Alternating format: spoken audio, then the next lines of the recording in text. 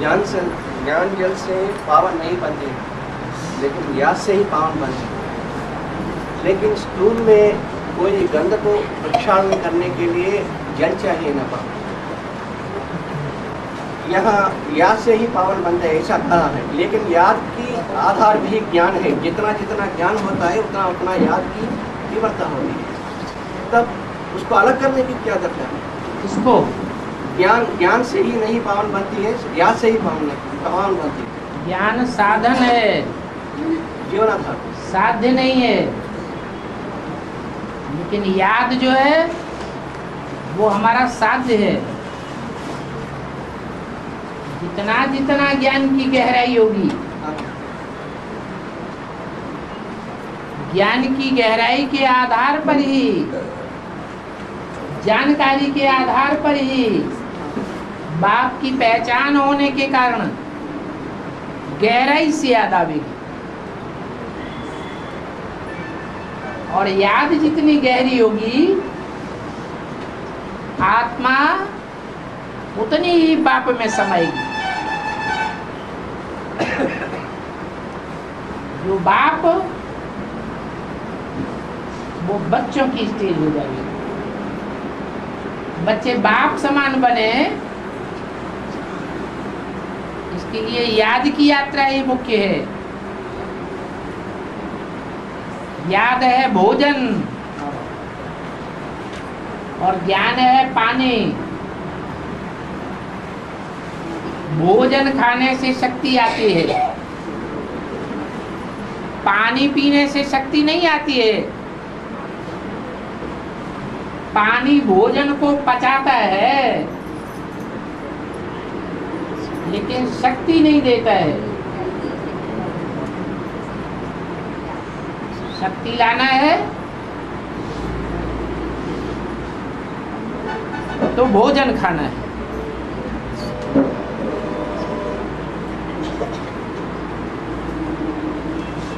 ये याद की यात्रा अन्न है।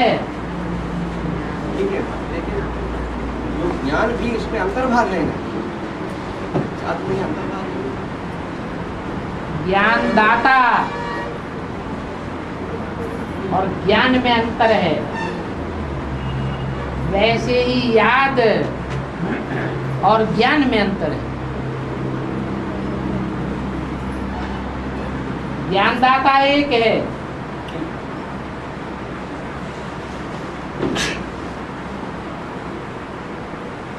लेकिन याद करने वाले अनेक हैं। जो अनेक याद करने वाले हैं, वो ज्ञान को धारण करने वाले भी अनेक हैं। जो ज्ञान को धारण करने वाले हैं वो नंबरवार हैं। नंबरवार ज्ञान धारण करने के आधार पर याद भी नंबरवार हो जाता है। इसलिए एक बाप और एक ही बच्चा निकलता है बाप समान, जो 100% ज्ञान को धारण करता है।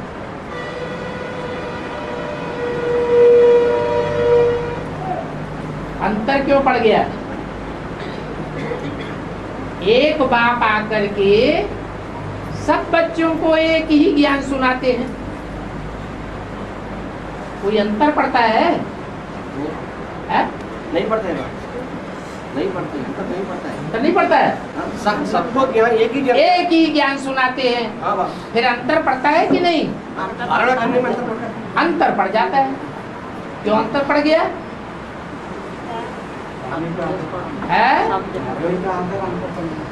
अंतर इसलिए पड़ गया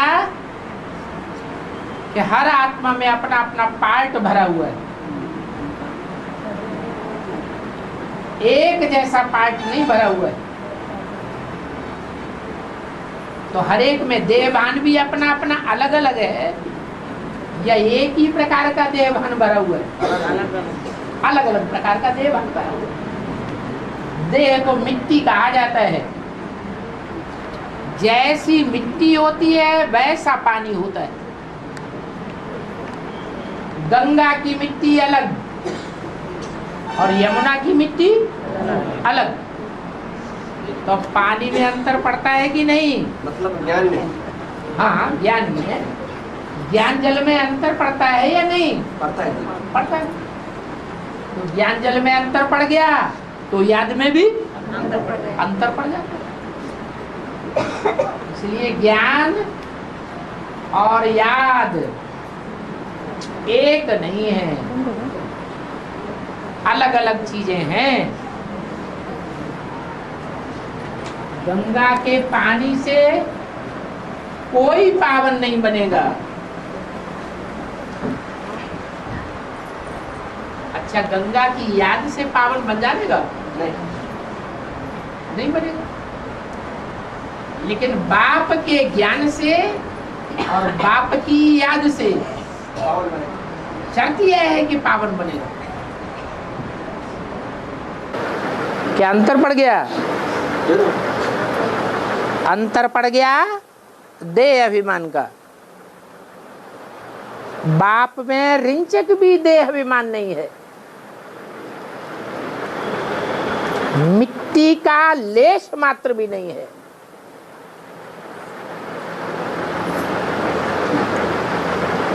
बल विद्वान आचार्यों ने कह दिया है कण कण में व्यापी है, परंतु वास्तव में वो कण कण में व्यापी होकर रहता ही नहीं है।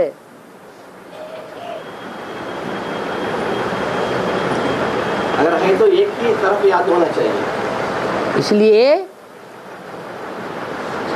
ज्ञान और योग को मिलाकर एक नहीं कर सकते। ज्ञान एक से आता है,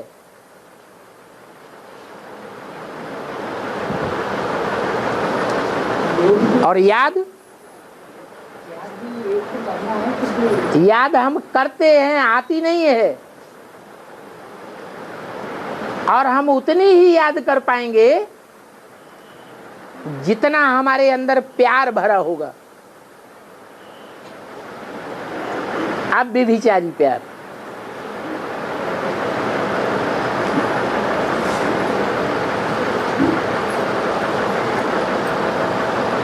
कहेंगे अब विचारी प्यार तो लक्ष्मी में होता है।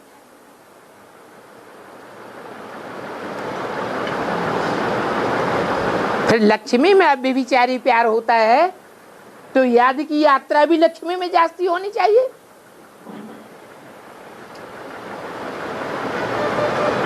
वो याद की यात्रा है या नहीं है लक्ष्मी के अंदर? अभी तो ज्ञान के गर्भ में है, तो बाहर में है। अभी गर्भ में भी नहीं है। गर्भ में नहीं है। हाँ, जब ज्ञान हो जाएगा, जब ज्ञान को धारण करे, तब वो जन्म जन्मांतर की प्योरिटी अर्थात सोने का पात्र उस ज्ञान को धारण करके रखेगा। मिट्टी का पात्र, देह अभिमानी पात्र, उसको तो ज्ञान फोड़ करके ही निकल जाएगा। जैसे जगदम्बा, ज्यादा ज्ञान किसको मिलता है? जगदम्बा को ज्यादा ज्ञान मिलता है आदि से लेकर अंत तक। या लक्ष्मी को ज्ञान मिलता है आदि से अंत तक, जगदम्बा को मिलता है। फिर किसका ज्ञान बह जाता है और किसका ज्ञान इकट्ठा रहता है? बल बाद में आती है लक्ष्मी, फिर भी इतना ज्ञान धारण करके रखती है कि ढेर की ढेर आत्माओं का कल्याण हो जाता है।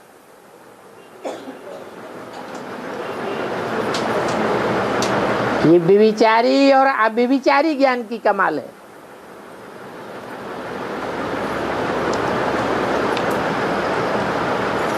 और प्यूरिटी के बारे में बाबा ने कहा कि प्यूरिटी अर्थात बाप की कंपनी में रहना और बाप को कंपेनियन बनाना। फिर अभी विजय माला का तो ये हालत नहीं है ना है प्योरिटी अर्थात बाप की कंपनी में रहना और बाप को कंपेनियन बनाना बोल के अव्यक्त वाणी में बाबा ने बताया। बाप की कंपनी में रहना और बाप को कंपेनियन बनाना ही प्योरिटी है। सो पर अभी विजय माला का तो अभी तक देह की प्योरिटी बिगड़ मन बुद्धि की प्योरिटी नहीं है। देह की प्योरिटी भी कहाँ, वो पूर्व जन्मों की प्योरिटी है, लेकिन पूर्व जन्मों की जो प्योरिटी है उसमें शिव तो नहीं होता। और यहाँ तो शिव साकार में है। वो साकारी संग के रंग की प्योरिटी को प्राप्त करने वाली स्टेज अभी लक्ष्मी की नहीं है। हाँ, थोड़ा सा संदेश लिया हुआ है, बीके वालों ने जैसे लिया हुआ है, उनमें भी नंबरवार हैं। जो इंचार्ज हैं उनके पास सारा लिटरेचर पहुंचता है, उनको डायरेक्शन मिले हुए हैं, सारा छुपा के रख दो, जला दो। बाकी दूसरों को तो भनक भी नहीं लगती। तो जिनके पास पहुंचता है, अगर थोड़ी भी श्रूड बुद्धि है तो उसको पढ़ लेते हैं। लेकिन डर लगा रहता है कि अगर इसको रखेंगे तो पकड़े जाएंगे, इसलिए जला देते हैं।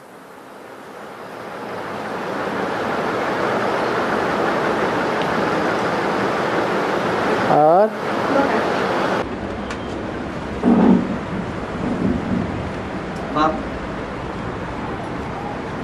विष्णु में जो 5 आत्मा है, राम और कृष्ण और उनका सहयोग है। हाँ, इस 5 आत्मा को अंतिम जन्म में स्थूल रूप में ब्राह्मण जन्म मिलना, ब्राह्मण जन्म लभ्य होना, वो उसका भी पूर्व जन्म का हिसाब किताब भी नहीं। स्थूल रूप में 5 आत्मा है, स्थूल रूप में ब्राह्मण जो राम, उसका भी पूर्व जन्म का मतलब हिसाब किताब होता ही है। वो एक तरफ लक है ना, एक तरफ लक है ना, लक माना पाचू है, भाग्य है, भाग्य। सृष्टि परिक्रिया की आदिकालीन आत्माएं है ना, जो आदि में थे वो ही अंत तक हैं। तो आदि में कौन सा वर्ण होता है? ब्राह्मण वर्ण। तो ब्राह्मण वर्ण आदि में भी तो लाजमी है कि अंत में भी कम से कम कोई तो आत्माएं चाहिए। प्रायः लोप होता है, संपूर्ण लोप तो नहीं होता है। तो प्रायः लोप के हिसाब से ब्राह्मण वर्ण के स्वभाव संस्कार नंबरवार 5 आत्माओं के अंतिम जन्म तक रहते हैं। वो भी एक जैसे ब्राह्मण नहीं है, हैं तो नंबरवार। और ऐसे कुछ बच्चों को भी ऐसे स्थूल रूप में तो ब्राह्मण जन्म मिलना, वो भी एक भाग्य है। लेकिन पार्ट भी खुले ना, ब्राह्मण जन्म तो है, लेकिन 9 कुरियों में से पहली कुरी में है, सेकंड नंबर में है, थर्ड नंबर में है, 4th क्लास में है, या इन चारों से ऊपर हैं। एक्स्ट्रा ऑर्डिनरी ब्राह्मण हैं। ये भी तो देखने में तब आवेगा जब संगम युग में उनका श्रेष्ठ जो पार्ट है वो खुले। ये 5 आत्माओं के तो पार्ट खुल गए, इस आधार पर कहा गया। जब तक पार्ट नहीं खुलते हैं तब तक कोई भी ब्राह्मणों के लिए यही कहेंगे कि कोई भी ब्राह्मण नहीं है, अंतिम जन्म में सब क्या हैं? शूद्र है। सब शूद्र हैं। अभी की बात छोड़ दें, 500 साल पहले ही लिख दिया तुलसीदास ने अपने अनुभव के आधार पर जिंदगी में, भय वर्ण शंकर सब है, सारे ही वर्ण शंकर हो गए, शूद्र हो गए। तो 500 साल के बाद तो और बुरी हालत हो जाती है।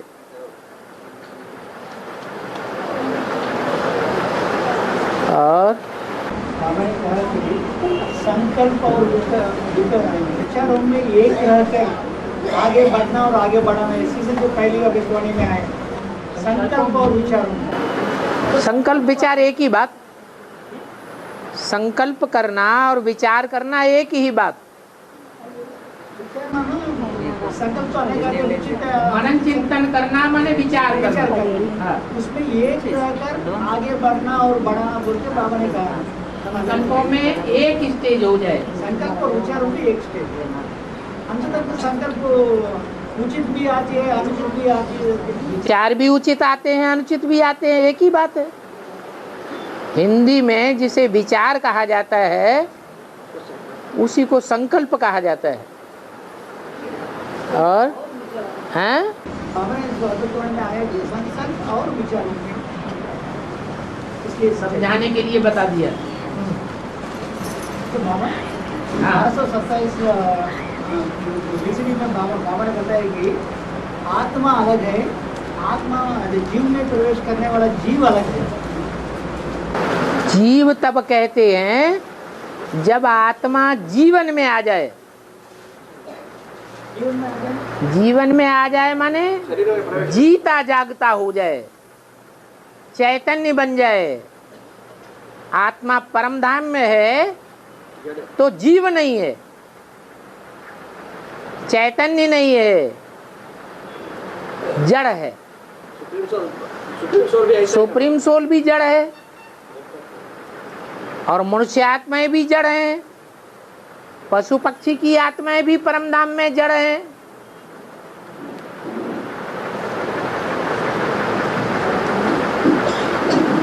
जीवन तब कहा जाए जब आत्मा 5 तत्वों का चोला धारण करे। अब वो चाहे मनुष्य आत्मा हो, चाहे पशु पक्षी हो, चाहे कीड़े मकोड़े हो या पेड़ पौधे हों।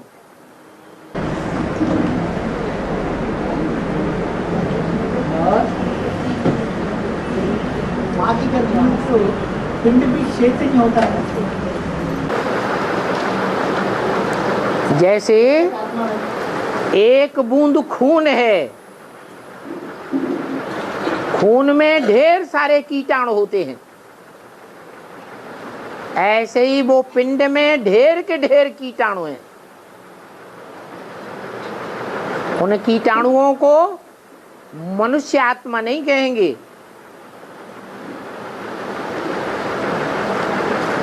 उनको कीटाणु ही कहेंगे। वो कीटाणुओं में मन बुद्धि नहीं है। मनुष्य आत्मा प्रवेश करती है तो मन बुद्धि सहित प्रवेश करती है। एक लंबे अरसे तक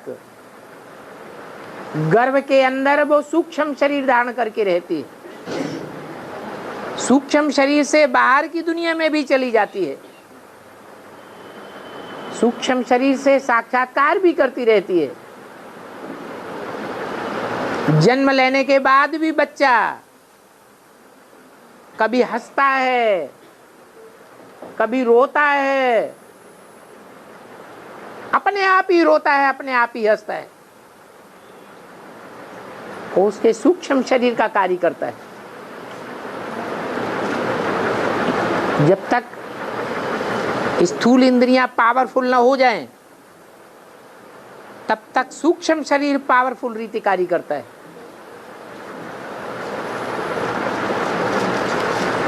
और ब्राह्मण की दुनिया में निवृत्त मार्ग वाले ही राज्य कर रहे बोलते बाबा ने। ब्राह्मणों की दुनिया में निवृत्त मार्ग वाले ही राज्य कर रहे हैं अभी। हाँ, बाहर की दुनिया में भी जो साधु सन्यासी हैं उनके पांव जाकर के बड़े बड़े मिनिस्टर पढ़ते हैं, उनकी ही आज्ञाओं को फॉलो करते हैं, तो राज्य किसका कहें? उन्हीं साधु सन्यासियों का राज्य है। ब्राह्मणों की दुनिया में भी जो साधु सन्यासी हैं उन्हीं का राज्य है। देखने के लिए कोई जगदीश भाई थोड़े ही कंट्रोल करते थे। एडमिनिस्ट्रेशन पावर जगदीश भाई के हाथों में नहीं थी। देखने के हिसाब से कहते थे कुमारिका दादी के हाथ में सारी एडमिनिस्ट्रेशन पावर थी। फिर कुमारिका दादी से कलकत्ते के रविंद्र भाई ने कंपिल में भट्टी करने के बाद बात की, दादी ये एडवांस पार्टी अगर ऐसे ही चलती रही तो एक दिन ब्रह्मा कुमारी ईश्वरी विश्वविद्यालय खलास हो जाएगा। दादी ने कहा मैं क्या कर सकती हूँ, जगदीश भाई से जाके बात करो। तो एडमिनिस्ट्रेशन पावर किसके हाथ में है? क्या कहा जाए? जगदीश भाई के हाथ में।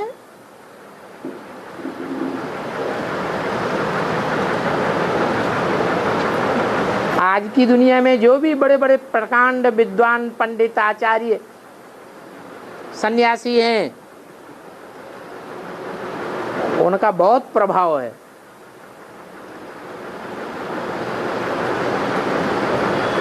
गवर्नमेंट के भी ऊपर प्रभाव है।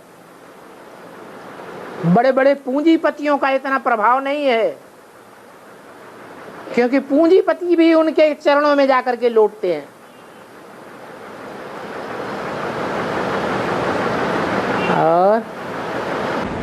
और तो अंतिम पेपर में सबको संशय ले आती बोल के बाबा ने कहा है। तो माया तो अंतिम पेपर में सबको संशय ले आती, बाबा ने कहा ऐसा। फिर 16,108 तक तो वो बनती रहती या बाद में संशय क्यों? 16,108 में दास दासी बनने वाले ढेर के ढेर नहीं है। जब ढेर के ढेर हैं तो उनको संशय नहीं आवेगा, उनको तो पहले संशय आवेगा। राज परिवार को पहले संशय आना चाहिए या प्रजावर की आत्माओं को पहले संशय आना चाहिए? यथा राजा तथा प्रजा।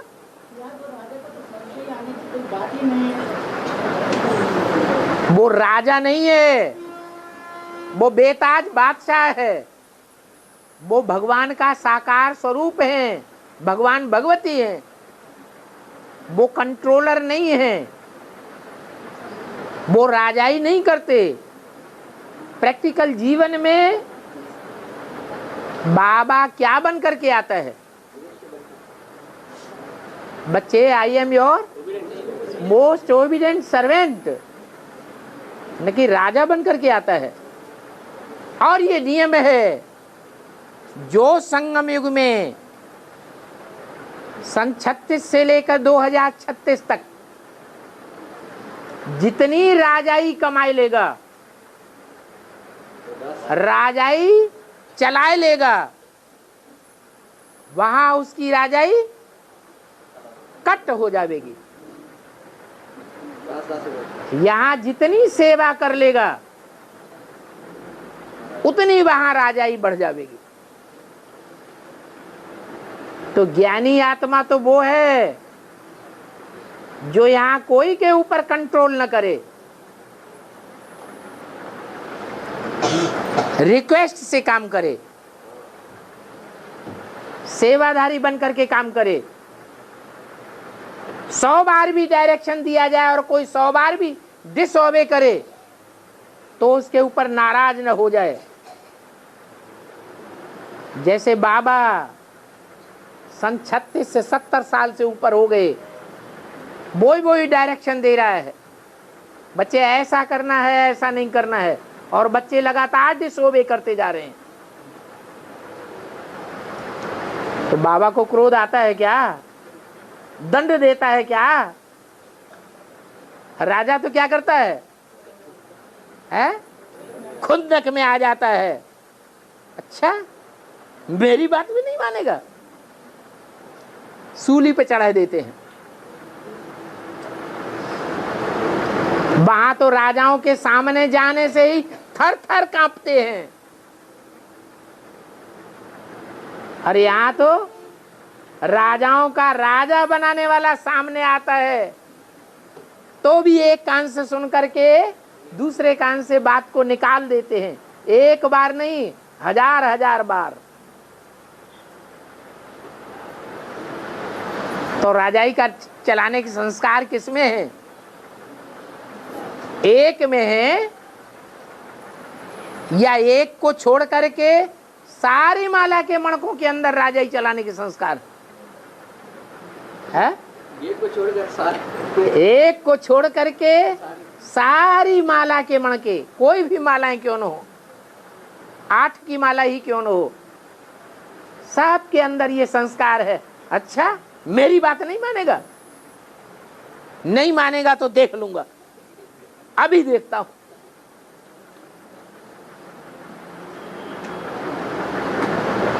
तो ये आर्डर चलाना, राजाई करना, ये ब्राह्मणों का संस्कार नहीं है। ब्राह्मणों का संस्कार क्या है? मुख्य पहला पढ़ना पढ़ाना, सेवा करना। पढ़ना भी है पढ़ाने के लिए, और पढ़ाना भी आज के टीचर्स की तरह नहीं, निरहंकारी बन करके पढ़ाना, मीठा बन करके पढ़ाना। नहीं तो देह अभिमान पूर्वक पढ़ाने से उल्टा रिजल्ट निकलता है। बजाय ज्ञान में निकलने के और ही दूर हो जाते हैं। और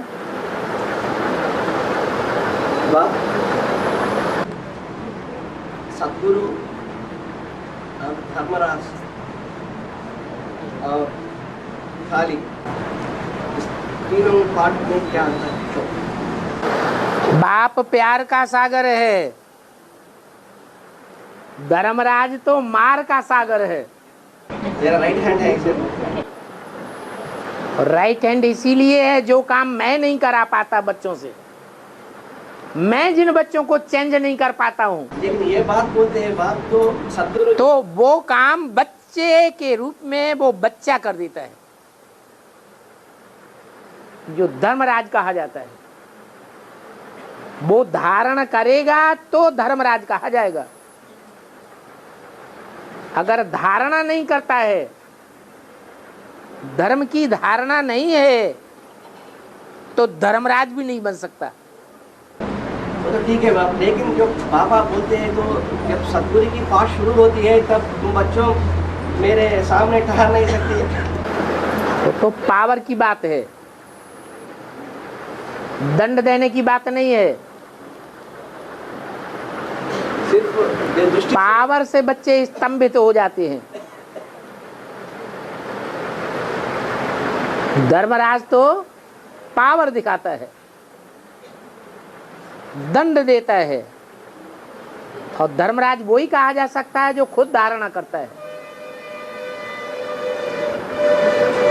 बाप तो दिव्य गुणों की धारणा नहीं करता है,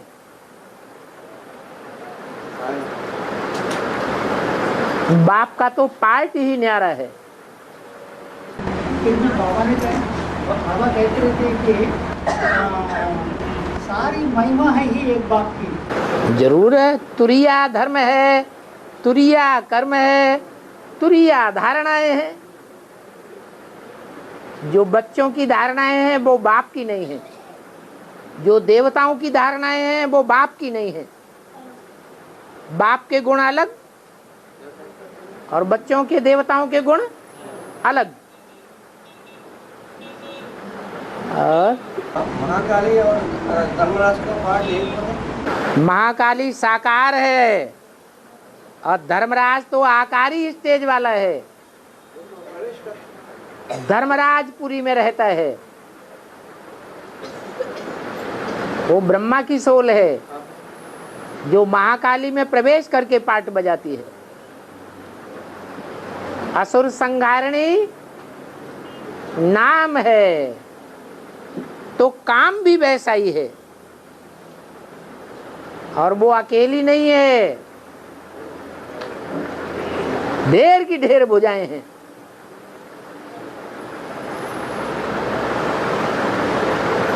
और तो असुर संहार में इसको सूर्यवंश के छोड़कर और धर्म जो है उसको असुर उन्हें कहा जाता है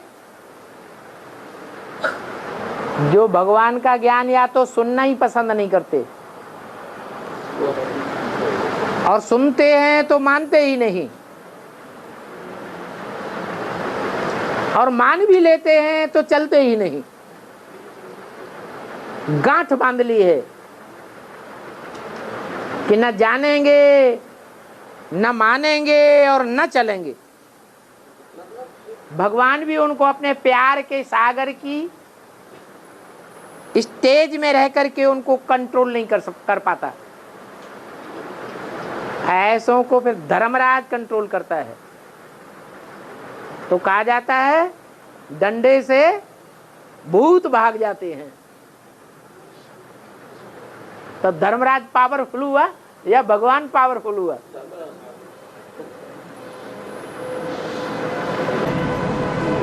मतलब दोनों बीके और पीवी के दोनों के मिलते हैं। सारी दुनिया के लिए धर्मराज है, बीके और पीवी के लिए क्या? पहले ब्राह्मणों को मिलना है, पहले घर से सुधार, फिर बाहर का सुधार। और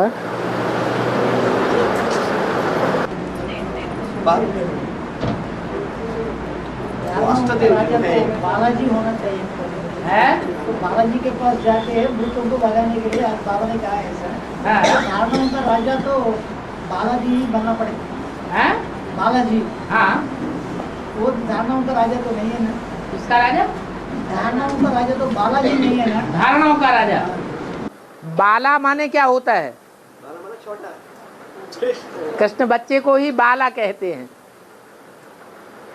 छोटे बच्चे में ज्यादा गुण होंगे या जब बड़ा हो जाता है तब ज्यादा गुण होते हैं? छोटे बच्चे में ही ज्यादा गुण होते हैं। वो बालाजी संगम युग की यादगार है या सतयुग की यादगार है?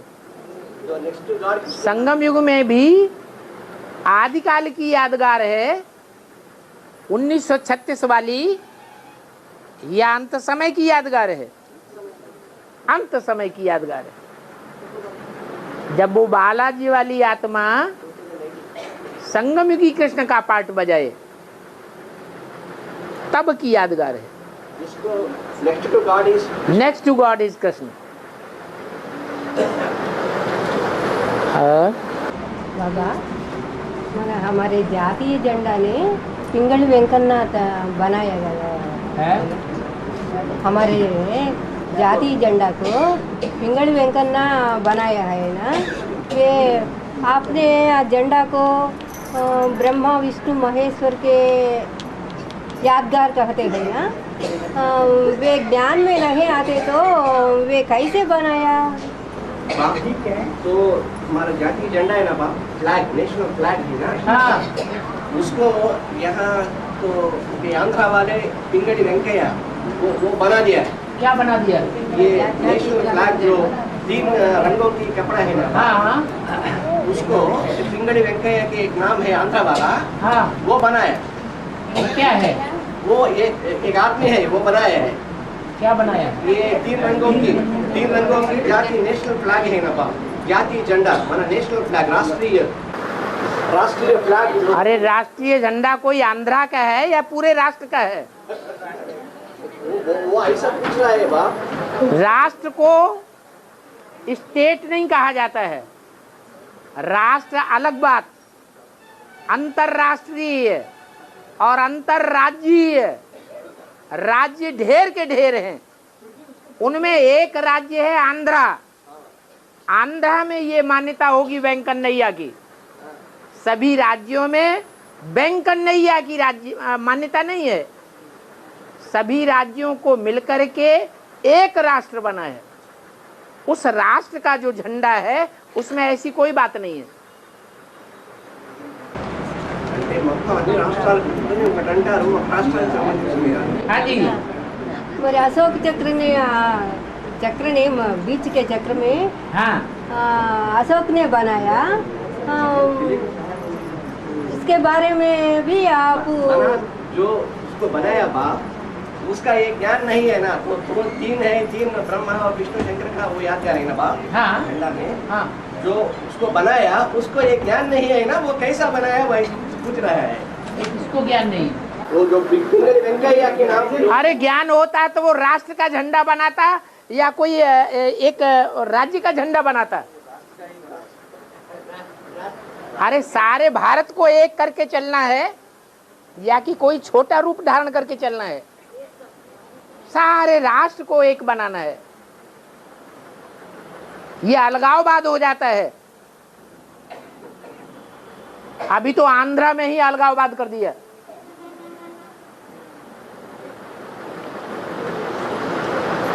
उत्तर आंध्रा अलग, दक्षिण आंध्रा अलग, वही तेलंगाना अलग। ये अलगाववादियों का काम है राज्य करने के लिए। जहां देखा कि हमारी पलटन ज्यादा है वोट देने वालों की, तो हमारा राज्य अलग कर दो। ऐसे तो ये भारत देश बट गया, खंड खंड हो गया।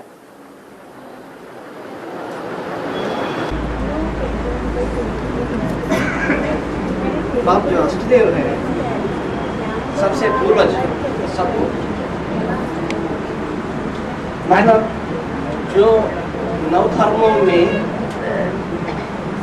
जो आर्य समाजी और अर्थनास्तिक है उसको छोड़, आर्य समाजी को धर्म नहीं कहेंगे। वो धर्म की धारणा करने वाला है ही नहीं।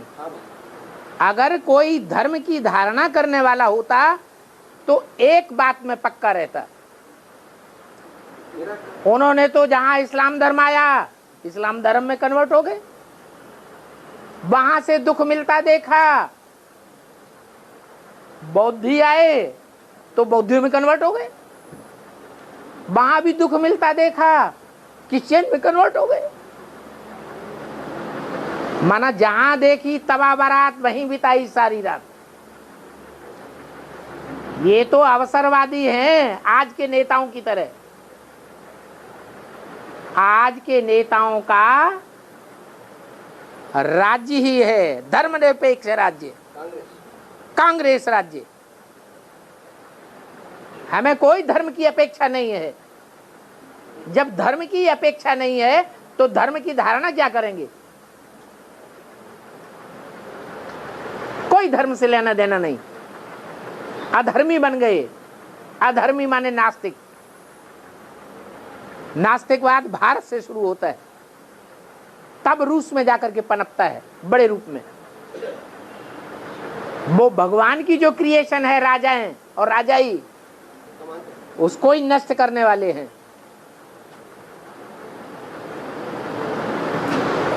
ये नास्तिकों का नारा है प्रजातंत्रवाद।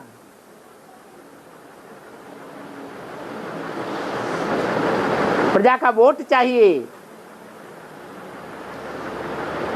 राजाएं नहीं चाहिए, राजाई नहीं चाहिए। और राजाई नाम की कोई है भी चीज नहीं। अभी कौन किसको मानता है? प्रधानमंत्री की नाक फोड़ देते हैं पत्थर मार के।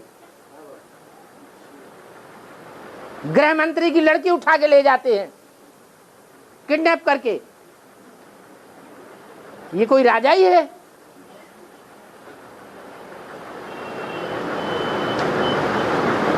रशियंस ने तो राजाओं का कत्लेआम कराया।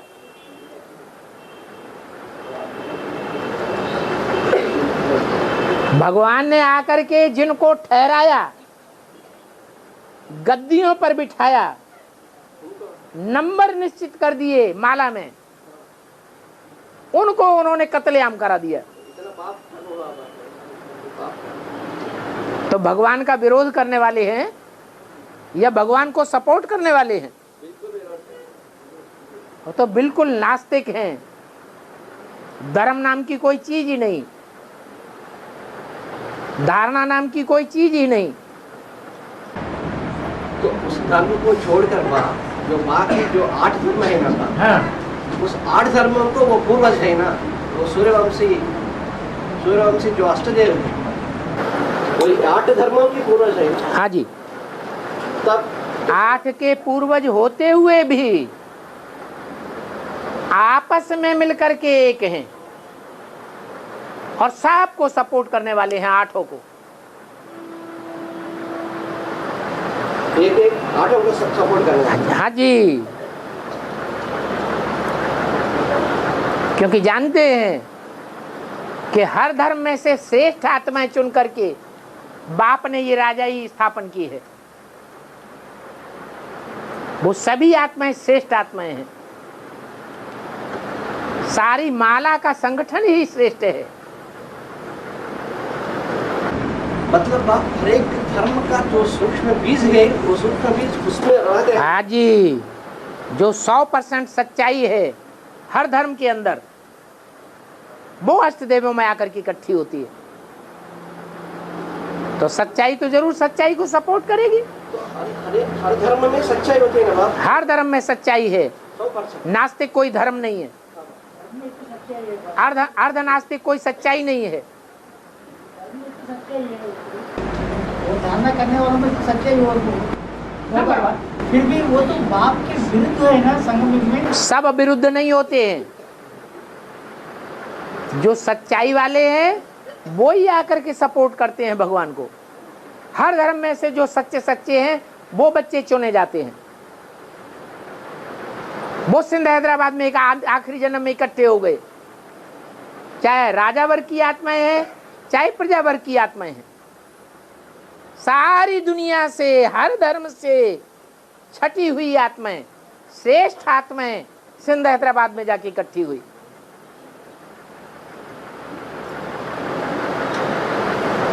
उनमें से अब चुनाव हो रहा है कि राजाई पाने वाले बाप के बच्चे कौन कौन हैं। वो फिर भी अपने अपने धर्मों में तो वो 100% उनकी अपनापन उनमें आखिरी जन्म में आता है कि ये मेरे अपने हैं। 83 जन्मों में उनमें कोई अपनापन नहीं रहता कि ये खास धर्म के मेरे हैं। तो माया किसी को छोड़ते नहीं है। हाँ जी, तो जब वो नीचे गिरते हैं मेंटलिटी में, जब उनका अलगाववाद बुद्धि में बैठ जाता है, तब माया उनको पकड़ती है। वो समय कब बात? तो एक की पहले है और जोड़ने के, एक की छोड़ने के बाद। आदि में भी टूटे थे तो इसीलिए टूटना होता है। प्योरिटी टूटती है तो यूनिटी टूटती है। 84वें जन्म के अंत में टूटते हैं, उसका कारण भी यही होता है। एक से टूट गए तो बिखर गए, एक से जुड़ करके रहते तो बिखरने की बात ही नहीं। तो अंतिम जन्म उसका कौन सा है बाप? क्योंकि पहले अंतिम जन्म हुआ और उसके बाद जो शरीर पिता शरीर छोड़ने के बाद जो जन्म लिया वो हुआ। जब जन्म लिया अंतिम जन्म, जब बाप ने प्रवेश किया, वही अंतिम जन्म है 84वां जन्म। वो 84वां जन्म ऐड होकर के चलता है। जैसे ब्रह्मा की 100 साल आयु, वैसे उन बच्चों की आयु भी ऐड होती है अगले जन्म में। उसको एक्स्ट्रा ऑर्डिनरी जन्म कहा जाता है। वो 84वां जन्म ही उनका एक्स्ट्रा ऑर्डिनरी जन्म होगा। जैसा सूक्ष्म बीज है और प्रजापिता स्थूल बीज है, और जगदम्बा माँ है और वो जन्म लेने वाला कृष्ण जो बच्चा है, एक जैसे ग्रह है ना बाप, ये ग्रह है। ऐसे इस्लाम धर्म को जो सूक्ष्म बीज अष्टदेव में दूसरा नंबर हो गया है, सूक्ष्म बीज। हाँ जी, होता है बाप ऐसा ऐसा। दूसरा नंबर नहीं, तीसरा नंबर। दूसरा चंद्रवंश को क्यों भूल गए? दूसरा चंद्रवंश जो काशी नगरी है। हाँ जी,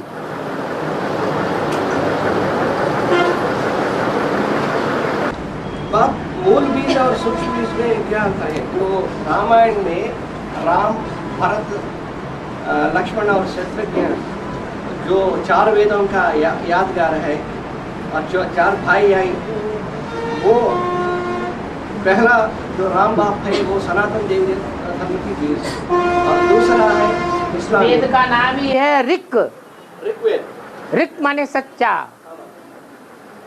वो ही सच्चा है। बाद के जो और 3 वेद हैं उनमें कुछ न कुछ झूठा भरा पड़ा है, वो सच्चाई नहीं है जो ऋग्वेद में है।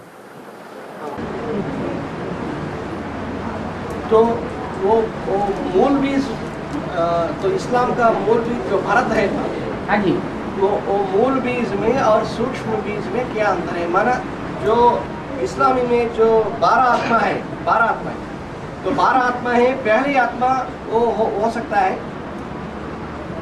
जो 108 माला में सूर्यवंशी, चंद्रवंशी और इस्लामी, बौद्ध, क्रिश्चियन जो 9 धर्मों की 12 माला है ना, जो इस्लाम धर्म की जो पहली नंबर है बीज है, वो हो सकता है भारत।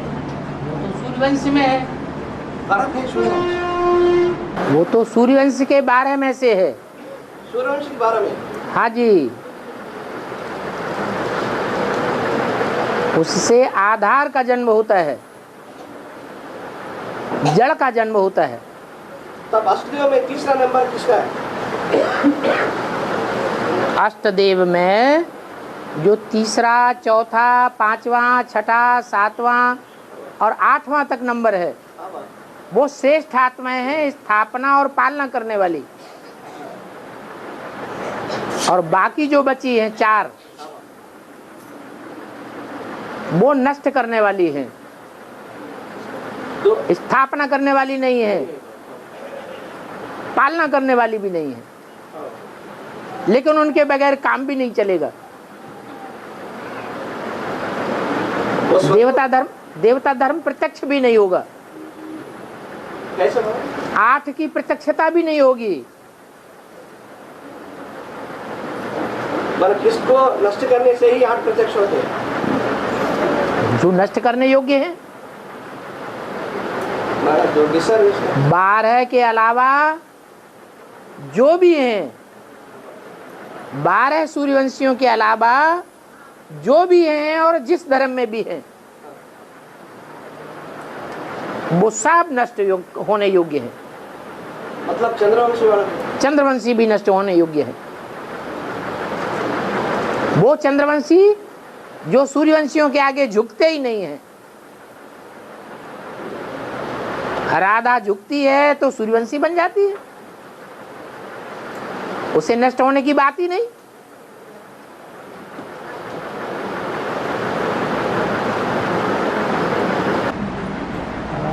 साल की कैलेंडर में है, एक साल के कैलेंडर में तो हर एक महीने में मास की शिवरात्रि होती है, फिर एक महाशिवरात्रि होती है।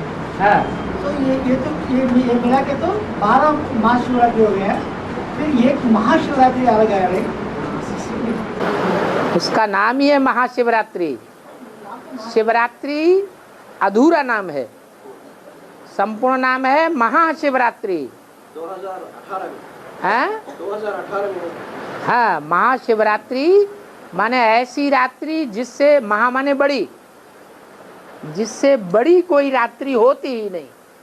सब अंधेरे में तो एक रात्रि ही ऐसी है 5000 वर्ष के अंदर, जहाँ 700 करोड़ आत्माएं अंधेरे में होंगी। सब से ब्राह्मणों की दुनिया की बेसिक आत्माएं सारी अंधेरे में होंगी। एडवांस वाली भी आत्मा है, ब्राह्मण आत्मा है, सारी ही अंधेरे में आ जाएंगी। मतलब अनिश्चय में है, अनिश्चय में आ जाएगा। हाँ, अनिश्चय में आ जाएंगी। तब एक सूर्य प्रत्यक्ष होगा।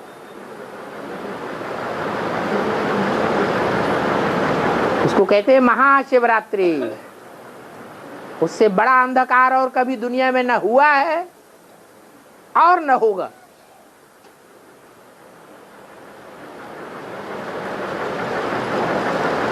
फिर पहले पहले जरूर कोई आत्मा है जो सूर्य के सबसे जास्ती नजदीक आएगी, वो दूसरे नंबर का अष्टदेव हो गया। उसके बाद तीसरी आत्मा आएगी। जब दूसरी आत्मा नजदीक आई तो उसे महाशिवरात्रि नहीं कहेंगे, कुछ न कुछ उजेला होने लगा। दूसरी आत्माएं और उसके जो भी फॉलोअर्स हैं, यथा राजा तथा प्रजा भी रोशनी में आ जाएंगे। तो अंधकार उतना गहरा नहीं रहा जितना महाशिवरात्रि में अंधकार गहरा था। जिसको बाबा ने कहा है एक दिन ऐसा आएगा, एक तरफ एक बाप है और दूसरी तरफ सारी दुनिया एक तरफ और एक आत्मा दूसरी तरफ, वही महाशिवरात्रि।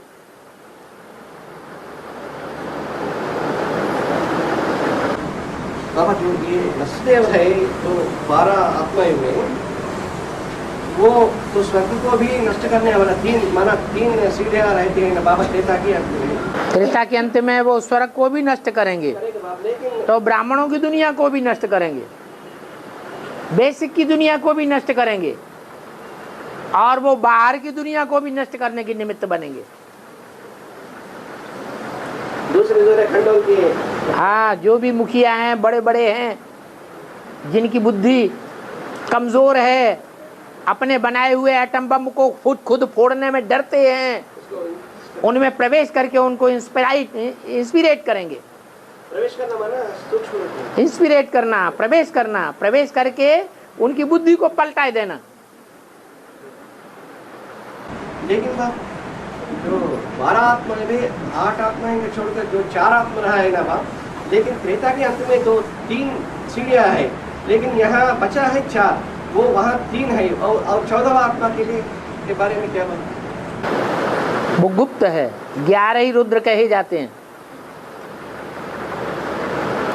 रुद्र गण 11 हैं, 12 नहीं है। लेकिन 12 राशि है ना? हाँ, 12 राशियां हैं। 12 राशियों के ही दुनिया के सारे मनुष्य हैं, और 12 राशियों के अंदर ही है। और ज्योतिर्लिंग भी 12 है ना? हाँ जी। तो बुद्ध रूप में मना कैसा होगा उसका बुद्ध पाठ? एक चोटी का है तो एक एड़ी का है, एक ऊंचे से ऊंची स्टेज अमरनाथ है, तो एक नीचे से नीची स्टेज दक्षिण में क्या है, रामेश्वर नाथ है, जो ऊंचे ते ऊंचा भी जाता है और नीचे ते नीचा भी जाता है। माने 12 में प्रवेशता किसकी साबित होती है? तो 12 में तो 12 जो ज्योतिर्लिंगम है, उन 12 ज्योतिर्लिंगम में कौन सी आत्मा रूपी ज्योति प्रवेश है? ज्ञान अरे वो है कौन? सुप्रीम सोल सर्वव्यापी होता है क्या? हाँ, वो ही आदि में है तो वो ही अंत में भी है। और लेकिन सर्विस करने के लिए प्रवेश नहीं होता है ना बाप? और कहीं के लिए सर्विस तो नहीं है, सर्विस करने के लिए प्रवेश होता है। लेकिन शुरुआत तो प्रवेश सर्विस करने के लिए नहीं होता है ना बाप? बाप दादा बच्चों में प्रवेश करते हैं, शिव बाप नहीं प्रवेश करते हैं।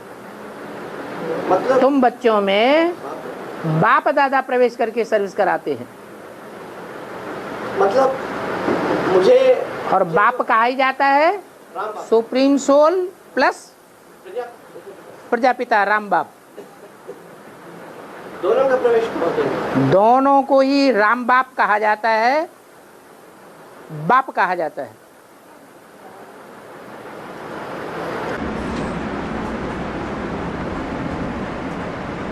और कि भाई साहब का प्रश्न है कि भाई साहब का एक प्रश्न है, 4 मुख्य धर्म है और 4 मुख्य वेद है ना, वेद उन 4 हैं, किस धर्म का वेद, कौन सी धर्म का वेद किस वेद है? ऋग्वेद। बता दिया ना, ऋक माने सच्चाई, तो सत्य सनातन धर्म का ऋग्वेद ही है।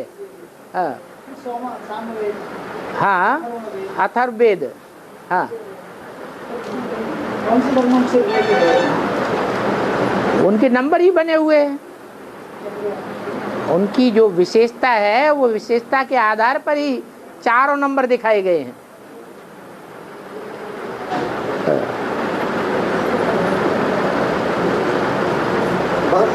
हाँ,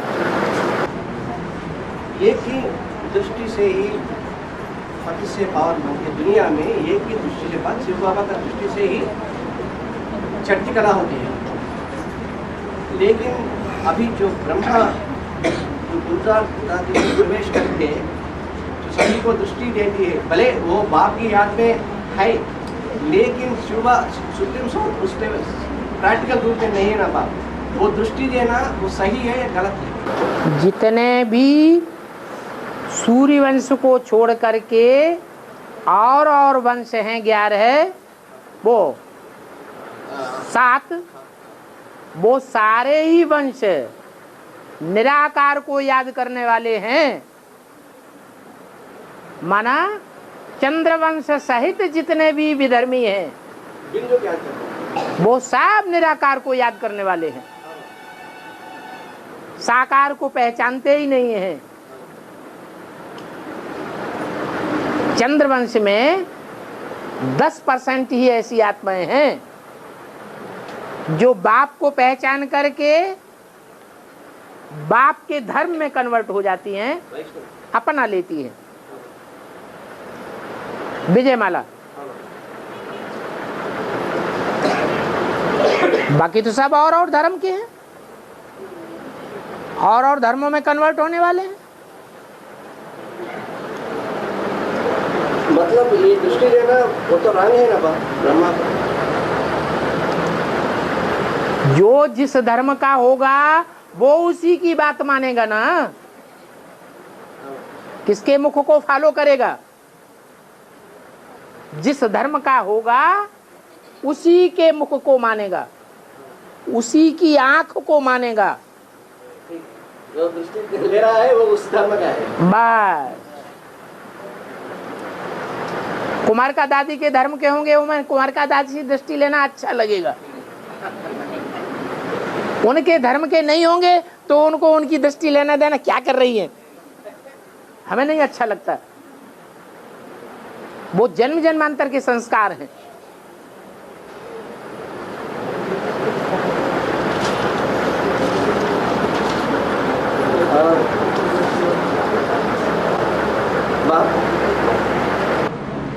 जो आदि में होती है वो अंत में होती है, वो नियम है ना ड्रामा में। आदि तो माया किसी को छोड़ते नहीं है। तो पहले जो बाप है तो पिता जो पहले फेल हुआ ना बाप यज्ञ की आदि में, और उसके साथ जो अष्टदेव है उसकी जो फॉलोअर्स वो भी फेल हुआ, माना आदि में फेल हुआ।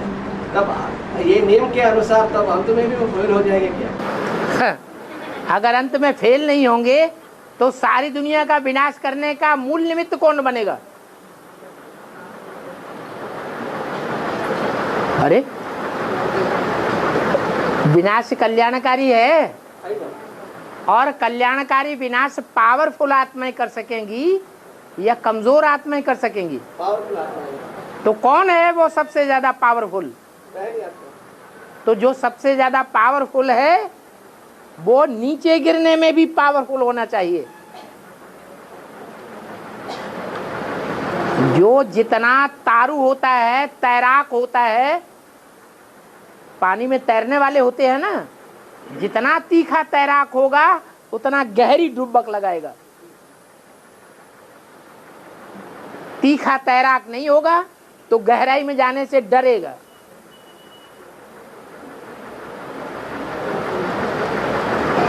तो ये बोला राम फेल हो गया, माने पास्ट की बात बता दी।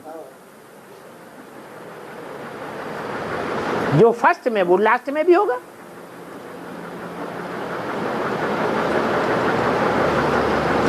लेकिन वो थोड़े समय के लिए ना, विनाश होना कोई ज्यादा टाइम की थोड़ा ही लगता है। विनाश दो तरह का है, एक भारत का विनाश,